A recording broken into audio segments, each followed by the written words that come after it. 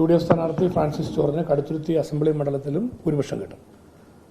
Polling ശതമാനം കുറഞ്ഞതിനെക്കുറിച്ച് നിങ്ങൾ ചോദിച്ചു. കടുത്തുരുത്തിയിൽ കഴിഞ്ഞ കോട്ടയം ജില്ലയിൽ നിയമസഭാ തെരഞ്ഞെടുപ്പിൽ ഏറ്റവും കുറവ് പോളിംഗ് ഉണ്ടായിരുന്ന കടുത്തുരുത്തിയാണ്. പുതിയ കാര്യമല്ല. കഴിഞ്ഞ പ്രാവശ്യം ഏറ്റവും കുറവ് പോളിംഗാണ്. മാധ്യമങ്ങളെല്ലാം റിപ്പോർട്ട് ചെയ്തു. സ്വാഭാവികം പോളിംഗ് കുറഞ്ഞുകൊണ്ട് കടുത്തുരുത്തി LDF ആണ് ജയിക്കാൻ പോകുന്നത് എന്ന് നിങ്ങളൊക്കെ റിപ്പോർട്ട് ചെയ്തിട്ടുണ്ട്. പക്ഷേ റിസൾട്ട് വന്നപ്പം UDF പരിക്കില്ലാത്ത ഭൂരിപക്ഷത്തോടെ അവിടെ ജയിച്ചു. അല്ല, അത് പാർട്ടി പിളർന്നായിരുന്നു.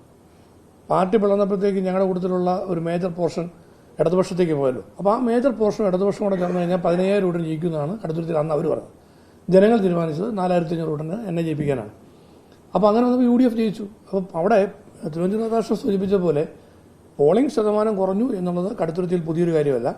കഴിഞ്ഞ അസംബ്ലി തെരഞ്ഞെടുപ്പിൽ കോട്ടയം ജില്ലയിൽ ഏറ്റവും കുറവ് ഭൂരിപക്ഷമായിട്ടും ലീഡ് ചെയ്തത് UDF ആണ്. ഇത് തന്നെയാണ് ഇപ്രാവശ്യം സംഭവിക്കാൻ പോകുന്നത്. കടുത്തുരുത്തി അസംബ്ലി മണ്ഡലത്തിലും UDF സ്ഥാനാർത്ഥി ഫ്രാൻസിസ് ജോർജിന് ഭൂരിപക്ഷം ഉണ്ടാവും.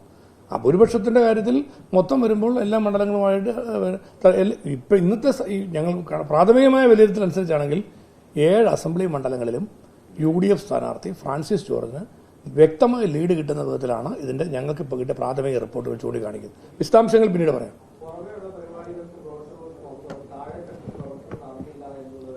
ഒരാക്ഷേപമില്ല. താഴെത്തട്ടിൽ പ്രവർത്തനങ്ങൾ ഏറ്റവും ചിട്ടയായി നടന്നത് ഇപ്രാവശ്യം UDFന്റെ പ്രവർത്തനങ്ങൾ നടന്നിട്ടുണ്ട്.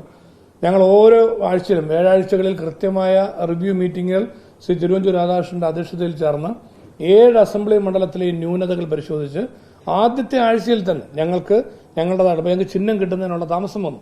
നിങ്ങൾക്ക് എല്ലാവർക്കും അറിയാം, ചിഹ്നം 2 ആഴ്ച മറ്റുള്ളവർ പ്രചരിപ്പിച്ച ശേഷമാണ് ഞങ്ങൾക്ക് ചിഹ്നം ലഭിക്കുന്നത്. ചിഹ്നം ലഭിച്ചതിന് ശേഷം കാൻഡിഡേറ്റ് നോമിനേഷൻ കൊടുത്ത് ഔദ്യോഗികമായ നോമിനേഷൻ അംഗീകരിക്കുന്നു. അതിനുശേഷമാണ് ഒരു പരിപൂർണമായ ഒരു ഇലക്ഷൻ വർക്കിലേക്ക് UDFന് വരാൻ കഴിഞ്ഞത്. പക്ഷേ ലഭ്യമായ സമയം കൊണ്ട് വളരെ പെട്ടെന്ന് തന്നെ ചിട്ടയായ പ്രവർത്തനങ്ങളിലൂടെ UDF വ്യക്തമായ മുൻതൂക്കം നേടുന്നതാണ് പിന്നെ കാണുന്നത്. അപ്പോൾ അവിടെ ഞങ്ങൾ 2 ആഴ്ചക്കാലം വളരെ കൃത്യമായ വർക്ക് അസസ്മെന്റ് നടത്തി അതിലൂടെ തന്നെ കുറവുകൾ പരിഹരിച്ച് ലാസ്റ്റ് സ്റ്റേജിൽ നിങ്ങൾ കലാശക്കൂട്ടിലേക്ക് എത്തുമ്പോൾ കോട്ടയം നഗരം UDF പിടിച്ചിറക്കുന്ന വിധത്തിലേക്ക് വന്നല്ലോ. കംപ്ലീറ്റ് നിഷ്പ്രഭമായി പോയില്ല LDF. ആ നിലയിലേക്ക് കാര്യങ്ങൾ എത്തിച്ചല്ലോ. അത് ഒരു ടീം സ്പിരിറ്റോടെ UDFന്റെ ഇലക്ഷൻ കമ്മിറ്റി വളരെ കാര്യക്ഷമമായി ആത്മാർത്ഥമായി പ്രവർത്തിച്ചു എന്നുള്ളതിന്റെ ഏറ്റവും നല്ല തെളിവാണ്. അപ്പോൾ ആ നിലയിലേക്ക് കാര്യങ്ങൾ എത്തിക്കാൻ കഴിഞ്ഞതിൽ ഞങ്ങൾക്ക് സന്തോഷമുണ്ട്. പിന്നെ ഇത് ഒരു കാര്യം കൂടെ പറയട്ടെ. ഇവിടെ ഈ ചിട്ടയായ പ്രവർത്തനങ്ങൾ താഴെ തട്ട് വരെ കൊണ്ടുപോകാൻ പരമാവധി ഞങ്ങൾ ശ്രമിച്ചിട്ടുണ്ട്. കുറവുകളുണ്ടാകും, എവിടെയെങ്കിലും കാണും. പക്ഷേ സാധാരണയിൽ നിന്ന് വ്യത്യസ്തമായി ഈ വോട്ട് ചെയ്യാൻ വരാത്ത LDF കേന്ദ്രങ്ങളിൽ നിന്ന് വോട്ട് ചെയ്യാൻ വന്നിട്ടില്ല എന്ന ഗൗരവമുള്ള വിഷയം വരികയാണ്.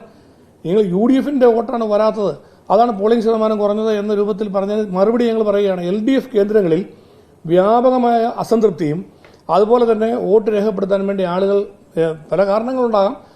സർക്കാർ വിരുദ്ധ നിലപാട് പൊതുജനങ്ങൾക്ക് മാത്രമല്ല ഇടതുപക്ഷ പ്രവർത്തകർക്കും ഉണ്ട്. ഇതുപോലെ ഒരു ഗവൺമെന്റ് വോട്ട് ചെയ്യാൻ പോകേണ്ട കാര്യമുണ്ടോ എന്ന് സാധാരണ പ്രവർത്തകർ ക്യൂവിൽ ബൂത്തിൽ സംസാരിക്കുന്ന സാഹചര്യങ്ങളുണ്ടായി. അപ്പോൾ LDFന്റെ ഒരു വലിയ വിഭാഗം ആളുകൾ തെരഞ്ഞെടുപ്പിൽ വോട്ട് ചെയ്യാൻ വരാതിരിക്കുന്നതായി അല്ലെങ്കിൽ അവരതിനകത്ത് അസംതൃപ്തി പ്രകടിപ്പിക്കുന്നതായി കാണാൻ കഴിയും. കലാശക്കൂട്ടിന്റെ സന്ദർഭത്തിൽ പോലും UDF നേതൃത്വം ഒറ്റക്കെട്ടായിട്ട് നിൽക്കുകയാണ്. ഈ ജില്ലയിൽ നിന്ന് ഉള്ള CPMന്റെ പ്രധാനപ്പെട്ട മന്ത്രി ശ്രീ VN വാസവൻ സ്വന്തം പാർട്ടിയുടെ സ്ഥാനാർത്ഥിയായിട്ട് പോലും അവരുടെ പാർട്ടിയുടെ നേതാവ് ജോസ് കെ മാണി ഉൾപ്പെടെയുള്ളവർ ഈ കലാശക്കൂട്ടിന്റെ സമയത്ത് ഈ ഗാന്ധി സ്ക്വയറിലേക്ക് തിരിഞ്ഞു നോക്കിയില്ല എന്നുള്ളത് ഗൗരവമുള്ള വിഷയമല്ലേ. അപ്പം അവിടെ എന്തൊക്കെയോ പ്രശ്നങ്ങൾ സംഭവിച്ചിട്ടുണ്ട്. അതിന്റെയൊക്കെ ഭാഗമായിട്ട് അല്ല, P. ജോസഫ് ഇതിനകത്ത് കലാശക്കൂട്ടിന്റെ കോട്ടത്ത് ഒരിക്കലും എത്രയില്ല. എവിടെ വന്നാണ് ഇതിനു മുമ്പ് കഴിഞ്ഞ പ്രാവശ്യം P. ജോസഫ് ഇല്ലല്ലോ.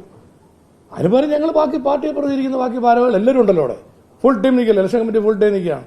അപ്പോൾ അതിന് പരിഹാരമല്ല. അതേ പാർലമെന്റ് മണ്ഡലത്തിനകത്ത് നടക്കുന്ന കലാശക്കൂട്ടിൽ ഇത്തരം കാര്യങ്ങൾ പൊതുയോഗങ്ങളിൽ വരും. UDFന്റെ തെരഞ്ഞെടുപ്പ് കൺവെൻഷനിൽ അധ്യക്ഷത വഹിച്ചത് P. ജോസഫ് സാറാണ്, കേരള കോൺഗ്രസ് ചെയർമാനാണ്. ബഹുമാന്യ പ്രതിപക്ഷ നേതാവ് ശ്രീ VD സതീശൻ ഉദ്ഘാടനം ചെയ്ത് തിരുനക്കര മൈതാനത്ത് നിന്ന് ഞങ്ങളുടെ ആ പ്രയാണം ആരംഭിച്ചത് ഗാന്ധി സ്ക്വയറിൽ സമാപിക്കുന്നതുവരെ വളരെ ശക്തമായ പ്രവർത്തനങ്ങൾ കാഴ്ചവെച്ച് പോകാൻ UDFന് കഴിഞ്ഞു എന്നുള്ളതിൽ ഞങ്ങൾക്ക് അഭിമാനമുണ്ട്. നിങ്ങളെല്ലാം സഹകരിച്ചതിന് പ്രത്യേകം നന്ദി പറയുകയാണ്. നന്ദി സ്ഥാനാർത്ഥി തന്നെ പറയും.